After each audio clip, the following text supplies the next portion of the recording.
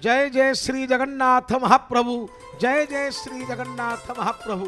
विरति परे पुणी आपण मान सहित आम लगे दौचु कालियार पिरती। आहा देखंतु अवलोकन करंतु ए अपूर्व दृश्य को समस्ते अपेक्षा करिसंती केतेबेले मणिमांकर आरंभ हबो से मनलोभा पहंडी को आमे टिके देखिबु मने पड़ी जाए ए प्रसंग रे सुंदर कथाटिए। आपण माने जानंती सेदिन स्वयं जगन्नाथ महाप्रभु कालिया कला कदम्ब कला निधि कला वामन आदेश देई इंद्रदुम्न को कहले हे इंद्रदुम्न हे अवंती नरेश मनर गोटे कथा तुमको कहबी तमे रखिब। इंद्रदुम्न करपत्र जोड़िले कहले मणिमा आपण कहिबे मु रखिबिनी आपण परा मोर सर्वस्व आपण परा मोर संपत्ति आपण परा कालिया हाथी नेत्र संपत्ति ललित गति सुखद मूर्ति भावे पिरती भक्ते डाकंती आस झटती मु अखिल निखिल विश्व ब्रह्मांडर राष्ट्रपति हरिबी हारिबी भव दुर्गति दूर होइजिवो अंधार राति विभूषित हेब प्रज्ञा विभूति आपण रमापति उमापति श्रीपति हे राधापति आपणक कथा को मु पुणी काटिदेवी केमिति। महाप्रभु ये कथा शुणी हसीदेले मणिमा टिके हसीदेले। आहा आपण माने जानंती मणिमांकर हसरे केजानी कहीं एक विचित्र भाव सब बेले थाए सेति लागी मणिमा जेतेबेले हसीदेले ये कहीं फुलिया हसकू रंगिया अधर। आहा कहीं फुलिया हसकू रंगिया अधर कि सुंदर दिशुची रे कि सुंदर कहीं फुलिया हसकू रंगिया अधर। आहा महाप्रभु कहीं फुलिया हसकू रंगिया अधर महाप्रभुंकर सहजे तो ये रंगा अधर ए रंगा अधरे मणिमा टिके टिके हसी देले। भगवान हसिले प्रहसन्निव भारत महाप्रभु हसिबे माने महाप्रभु किछि भासिबे या जानिबे। आपण माने जानंती गीतारे भी महाप्रभु हसिले प्रहसन्निव बोली कहागला। भगवान हसिबे माने भगवान किछि भासिबे। महाप्रभुंकर हस को देखी सेदिन पचारिले इंद्रदुम्न नरेश पचारले महाप्रभु हे मणिमा कुहंतु आपण कौन कहिबे। दारु देहोपि विहसन प्राह गंभीरया गिरा। ये दारु हेले मध्य हसी पारे। महाप्रभु हसिले एवं कहिले इंद्रदुम्न गोटे पवित्र कथा मु आज तुम आगे कहबी। इंद्रदुम्न कहिले मणिमा कहिबा हुअंतु। भगवान एवं कहिबा को लागिले। मणिमा कहिले गुंडीचा मंडपंग नाम जत्राहम मज्जन पुरा अश्वमेध सहस्रस्य महावेदी तदा भवेत्। अश्वमेध सहस्रस्य महावेदी तदा भवेत्। महाप्रभु कहिले हे इंद्रदुम्न हे नरेश कथाटिए शुण जेउठारे तुम निष्ठा तुम काष्ठा तुम पराकाष्ठा तुम विश्वास बलरे सहस्र अश्वमेध यज्ञर फलस्वरूप मु आविर्भाव होइथिली से कथा तुमर मने अछि कि नहीं मने अछि कि नहीं। इंद्रदुम्न कहले हाँ मणिमा मने अछि।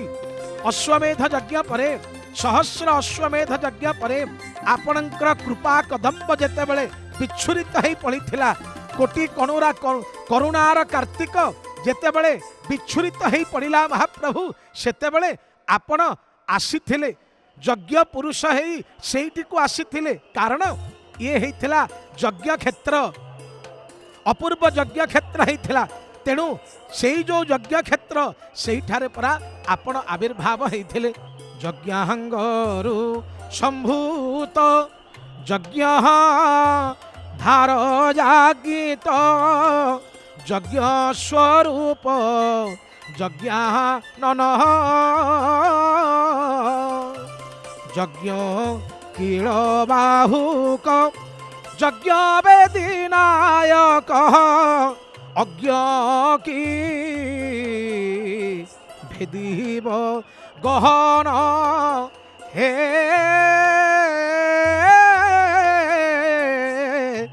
ନୀଳାଦ୍ରିଶ। ହେ ମହାପ୍ରଭୁ, ଆପଣ ହଉଛନ୍ତି ଯଜ୍ଞ ନାରାୟଣ। ଯଜ୍ଞରୁ ଆପଣ ନିଷ୍ପନ୍ନ ହେଇଥିଲେ, ଆସିଥିଲେ ମଣିମା। ମହାପ୍ରଭୁ କହିଲେ ହଁ, ଏଇ ଯୋଉ ଯଜ୍ଞ ବେଦୀରୁ ଆସିଥିଲି, ଏ ଯଜ୍ଞ ବେଦୀ ମୋର ବଡ଼ ପ୍ରିୟ, କାରଣ ଏହା ହିଁ ମୋର ଜନ୍ମ ବେଦୀ, ଏହା ହିଁ ମୋର ଜନ୍ମ ତୀର୍ଥ, ଏହା ଏକ ତୀର୍ଥ ସ୍ଥାନ। ସେଇଥିପାଇଁ ହେ ଇନ୍ଦ୍ରଦ୍ୟୁମ୍ନ, ତୁମକୁ ମନର କଥା ଆଜି ମୁଁ କହୁଛି, ମନର କଥା ମୁଁ କହୁଛି।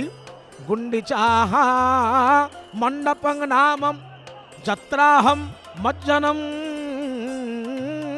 ପୁରା ଅଶ୍ୱମେଧ ସହସ୍ରସ୍ୟ ମହାବେଦୀ ତଦା ଭବେତ୍।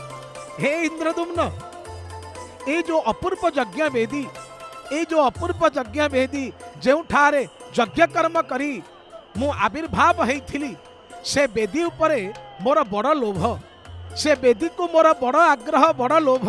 सेइथिपाई गोटे काम करिवो ना कौन ना, जेहेतु माँ प्रति आउ मातृभूमि प्रति मोर लोभ अनेक अछि, सेइथिलागी मते कथा दियो, वर्षकु थरे मते निश्चित तुम्हें से अपूर्व यज्ञ वेदी को नेब।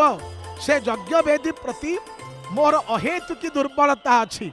मने पड़ी जाए यही प्रसंग सहित आपण मानकु टिके जोड़ी दउची रामायणर कथा। भाभी देखंतु, जेतेबेले रावणर निधन हैला, जेतेबेले समस्ते कहिले महाप्रभु आमे आपणक कृपा कदम्ब को आश्रा करी निस्तरिलु हे मणिमा, सेही समय महाप्रभु विभीषण महाप्रभु का पाद तले पड़ी कहला, महाप्रभु आपण रहीगले हुंतानी, लंका कटकरे आपण रहीगले हुंतानी, अंतत ए अभागा भाग्यवंत निजकु मने करंता। महाप्रभु पदुटिए कहले विभीषण रहिबारे किछि नाही, किंतु सुन गोटिए कथा कहूची ना कौन, अवधपुरी सम प्रिय नाही को, अवधपुरी सम प्रिय नहीं को, यह प्रसंग जानई को, अवधपुरी सम प्रिय नहीं को। भगवान कहले सुन, जदिओ सारा ब्रह्मांड रे समस्ते जानती वैकुंठ मोर बड़ प्रिय बोली, यद्यपि सब वैकुंठ बखाना, वेद पुराण विदित जगु जाना, यद्यपि सब वैकुंठ बखाना। जदिओ समस्ते वैकुंठपुर उपरे अनेक कथा कहती, किंतु मु आज तुमको कहूची सुन ना कौन ना, हे विभीषण सबुठारु मोर बेसी प्रिय होउची अवधपुरी, अयोध्यापुरी, जेउठारे मु जन्म ग्रहण करिची। एकरे मोर प्रिय होउची से मातृभूमि, आउ मोर प्रिय होउची मो माँ मो बापा, ये बड़ प्रिय। तेणु हे भक्त बंधु, हे दर्शक बंधु, आजिर ए कथा छलरे आमे अंतत विनम्रतार सहित आपनकु एतिकी कहिबु, जीवन रे आपण अनेक उन्नतिर चरम शिखर को जानतु मना नहीं, जीवन रे आपण प्रतिपत्तिशाली हुअन्तु, वित्तशाली हुअन्तु मना नहीं, किंतु गोटे कथा मने रखिए, जीवन रे माँ को एवं मातृभूमि को केबे हेले हतादर करिवे नहीं, केबे हेले अनादर करिवे नहीं। कारण आमे जानू ये मातृभूमि, मातृभाषा आउ माँ, एमाने समस्ते होउचंती पूज्या, एमाने समस्ते नमस्य चिर नमस्या एमाने। सेइथिपाई मने पड़ी जाए कथाटिए, तु ही माँ जन्म भूमि पवित्र भारत भूमि, तोहर संतान आमे अटू सरबे,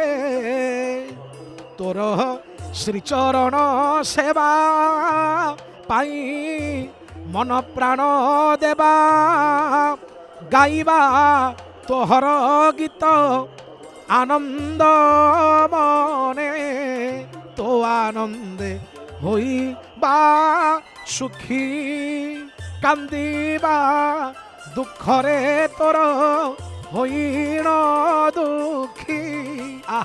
देखो यही होउची आड़प मंडप को मणिमा को जीवा पछरे एक भावमय कथाई भगवान का पाखरे कौन अभाव शौर्य वीर्य उदार्य माधुर्य गांभीर्यर जे एक प्रतिभू महाप्रभु जांक पाखरे कौन नहीं महाप्रभु असंभव को संभव रूपांतरित करवा जार एक बाम हाथर खेल से महाप्रभु आज सारा जगत को कहीदे जाउचंती अरे देख अरे देख अरे देख से दिन मु इंद्रदुम्न को यही कथा कही हे इंद्रदुम्न केवल मोर एतिकी लोड़ा बरस को थरे मते मो माँ पाखक टिके नहीं जीव मो मातृभूमि को टिके मो मातृभूमि पाखक मते टिके नहीं जीव सेथिरे मोर बड़ आनंद धन्य हेले ए कथा को शुणी से दिन इंद्रदुम्न आखिरु धार धार अमानिया लुह दिटोपा खसी आसिला भगवान